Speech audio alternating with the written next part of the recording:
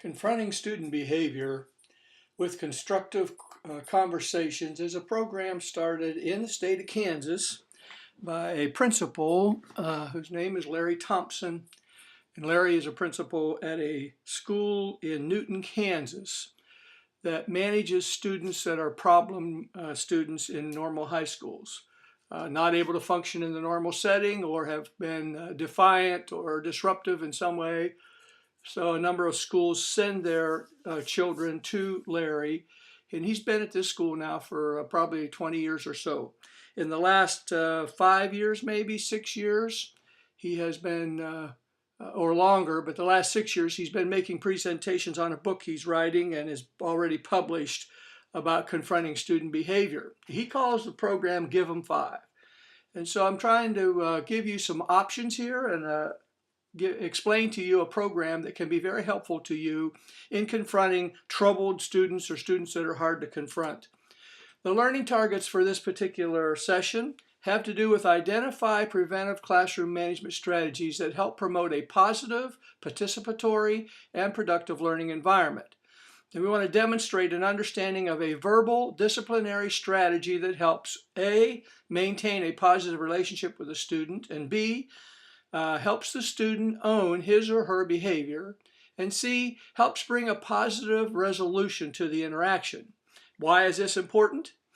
How many of us have ever been trained on how to confront students verbally? It's not a part of the training you get when you go to school. You get all kinds of, like this course, here's all the classroom management things that you can do, but very seldom does anybody get taught how to confront a student verbally.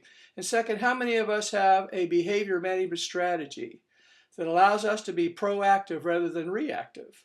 And that's exactly what this program does. And so we're going to talk a little bit about it, and hopefully that you can find some ways to use it, and it takes practice to make it work.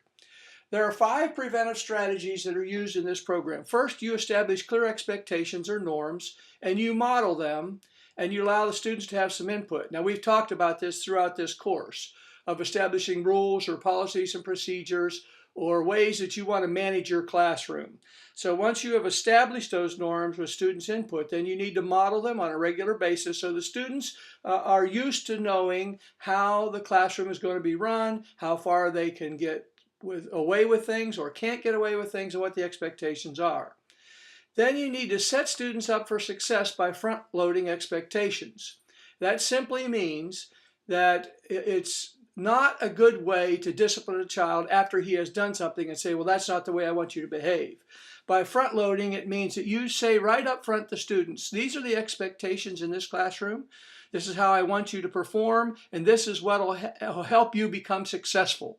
So if you do my policies, procedures, follow the rules, follow the regulations, turn in your homework, do the expectations, then you will be successful in this classroom. So that's what you do when you front load. There's no question or doubt on the part of the student as to what you want out of them or how you expect them to act or behave. Then you design a room arrangement that facilitates proximity. Now, some of you will have researched Jones's proximity theories, which were early in this course. But you need to make sure that your room is designed in such a way that you can move around easily, either in groups or in long rows, but you can move from front to back or side to side and get to any student in an very quickly and easily. Then you need to move and monitor and use proximity and body language. Develop the look. Move around the room. Don't stand in one place teaching. Don't allow yourself to be only working around certain students, but be able to move around where you can stand next to students, you can stand next to their desk, you can stand behind them, or you can in front of them, and then develop body language that is able to help the student understand what you mean. And the look is simply as you have a way of looking at students where they know that what they're doing is not acceptable and that you expect better from them. Then work on building relationships, and we talked about this in Unit 2, developing relationships with students where you know as much about them as you can. You get to know a little bit about how they behave, how they react, and what sets them off or doesn't set them off, those kinds of things. Once you've established these 5 clear strategies, then you can begin to incorporate Give 'em Five, and we're going to get into that. Now, there's a number of things you can do here, and if we were sitting together in the classroom, we would role play this a little bit. We'll talk a little bit about role play. One of the things you can do when a student misbehaves is ignore them. and hope that it goes away. And I see this a lot when I'm out doing student teachers. They kind of look the other way rather than deal with it, hoping that the student will get better, and normally that doesn't work. You can do the traditional confrontation, where you say to them in front of the whole class, look, Tommy, you're behaving inappropriately, and I want you to straighten out. That's you can do that, and with some students that'll work, and with other students it won't. Or the third option is this program to give them 5. So let's talk a little bit about what you do with this verbal strategy.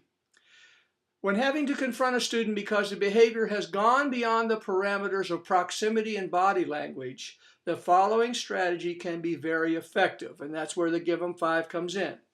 First thing you do is use a supportive statement. You begin the conversation with a supportive statement about the student. It may be hard, but come up with something.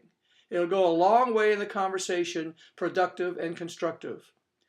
Describe the expectation breakdown, and you describe with him. There is a way to explain what took place. Keep it matter of fact and as specific as possible.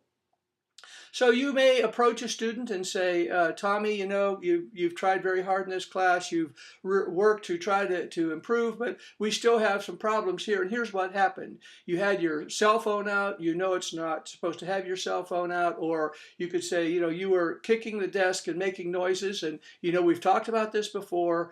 And so this is not something that we can have you do in this class. But you break it down so that you specifically talk about exactly what the student did that's not acceptable.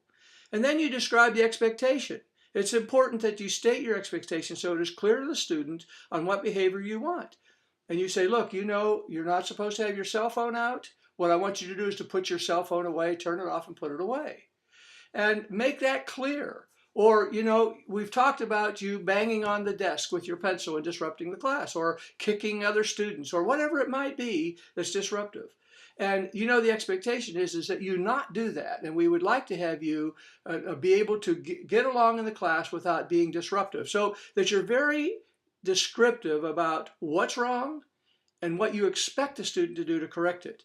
Then you identify a benefit to this. And how will meeting the expectation help the student and others? Make sure that you address the benefit to the student.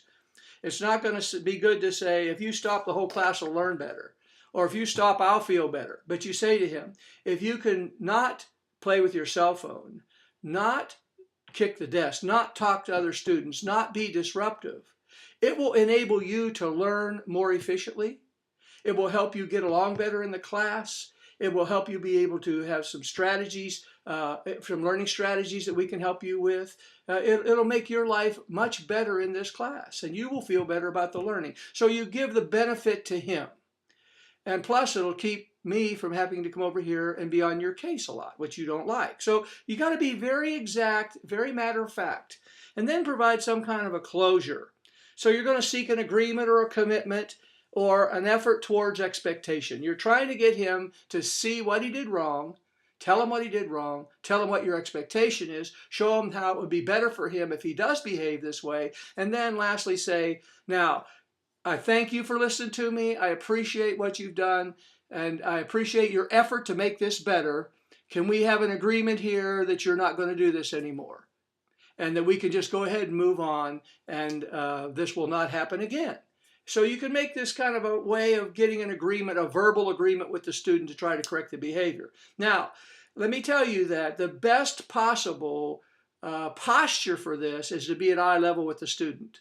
The worst thing you can do with very disruptive students is stand over top of them and look down at them, because you have no chance of winning in that situation. Immediately you're in a position where they're feeling confronted.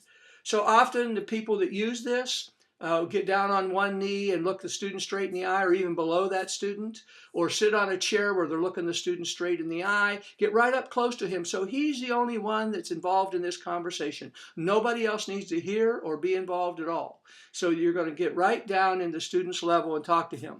Now, I've seen this in action. There's a high school close by, Blue Valley High School, where the principal, Scott Bacon, has incorporated this in his building. He has a lot of special ed students, a lot of special needs students, a lot of BD type students, which are behavioral disorder students. And his assistant principals and he have trained their faculty to use this, and it's extremely effective.